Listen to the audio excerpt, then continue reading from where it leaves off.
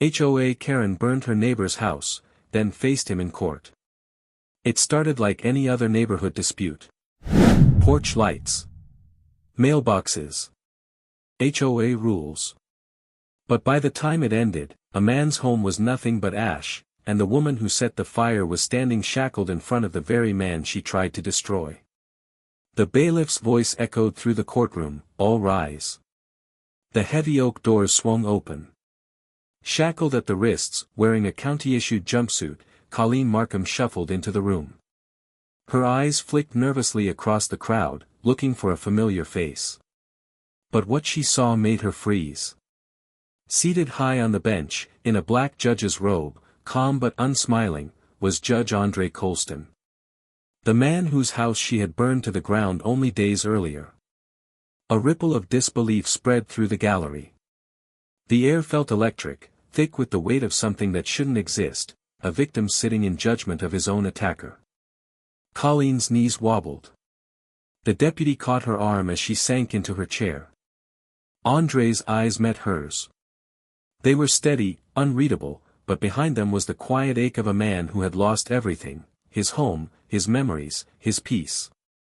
"Be seated," Andre said finally, his voice even, controlled. Reporters scribbled. Neighbors whispered. Cameras flashed from the back row. Colleen's attorney leaned close and hissed, "Don't look at him. Eyes on me." But it was too late. Everyone had already seen the charged moment when victim and arsonist locked eyes. Just a week earlier, this quiet Wilmington neighborhood had been arguing about mailboxes and porch lights. Now, it was the scene of an arson trial. But this story didn't start in a courtroom. It started months earlier, on a quiet suburban street in Wilmington, North Carolina. To some, Colleen Markham was a guardian of the neighborhood, the kind of HOA president who made sure lawns were trimmed and mailboxes matched. To others, she was a tyrant with a clipboard. Her first encounter with Andre was over a porch light. Andre was watering his plants when she marched up his driveway. "Judge Colston," she said without greeting, "your porch light stays on too late." Andre turned off the hose, surprised. "Good evening to you too, Ms. Markham." "The light's for security. It shuts off around midnight." "The bylaws say 11, she shot back. "You're disrupting the neighborhood." Andre stayed calm. "Noted. I'll look into it." But it didn't end there. First came a letter about his hedges. Then the mailbox color. Then the parking angle of his car. Each complaint more petty than the last. At first, Andre laughed it off. But neighbors noticed something. "She doesn't bother anyone else like that," whispered Linda Garvey from 2 doors down. This wasn't about rules. It was about him. As weeks turned into months, Colleen's fixation grew darker. She hovered outside his property at night. Took pictures of nothing. Documented every move. Andre tried to stay composed. Home was supposed to be his refuge, the place where memories of his late wife lived in every flower bed and every wall. But Colleen's relentless harassment turned that refuge into a siege. "You don't belong here," she hissed at him one night. "Not the way you think you do." Her words stuck like thorns. By midsummer, Colleen's obsession had turned openly hostile. Neighbors heard her muttering during her nightly walks. She threw rocks at his door.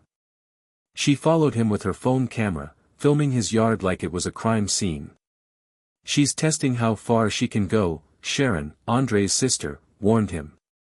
He documented everything, the letters, the threats, the late-night pacing, but he still believed, deep down, that it wouldn't cross the line. He was wrong. It was a humid Thursday in late July when Andre woke to the smell of smoke. At 2 a.m., flames were already climbing the walls of his home. The alarm blared. His lungs burned with every breath. Andre stumbled through the thick smoke, clutching the only thing he could grab, his briefcase, and escaped barefoot into the night. Across the street, neighbors screamed his name. Sirens wailed. Fire crews rushed in as the house collapsed into itself, orange flames painting the sky. "This wasn't an accident," he whispered, shaking as firefighters battled the blaze. Investigators agreed. Accelerant was found along the fence line. Security cameras caught Colleen's SUV circling the block minutes before the fire. When detectives searched her garage, they found the gas can that matched the residue. Colleen Markham was arrested days later. She didn't cry. She didn't apologize. She lifted her chin as if daring anyone to question her. When Andre walked into his courtroom the following week, the cameras were already waiting. Neighbors filled the gallery. Reporters whispered, "The judge is the victim." The bailiff called the room to order. Deputies led Colleen in, wrists shackled. Her eyes locked on Andre. For the first time, she realized the power she once had in the neighborhood meant nothing here. Her lawyer stood. "Your Honor, my client pleads not guilty." Gasps rippled through the room. Not guilty. Even with video evidence, even with the gas can, she denied it all. Andre's jaw tightened. He stayed composed. But inside, the sting was sharp. For a brief moment, she smirked, as if forcing him into this impossible position was a victory. Behind closed doors, Sharon begged him to step aside. "Andre, this is personal. You shouldn't have to do this." He looked at her steadily. "If justice only matters when it's easy, then it's not justice at all." When the hearing resumed, the weight in the room was undeniable. The once proud HOA president sat at the defendant's table, stripped of her authority. Her hands trembled. Her confidence cracked. But in Andre's eyes, this wasn't about revenge. It was about something bigger, proving that even when your home burns down, justice still stands. This wasn't just a neighborhood feud. It was a collision of hate, obsession, and a thin line between justice and vengeance.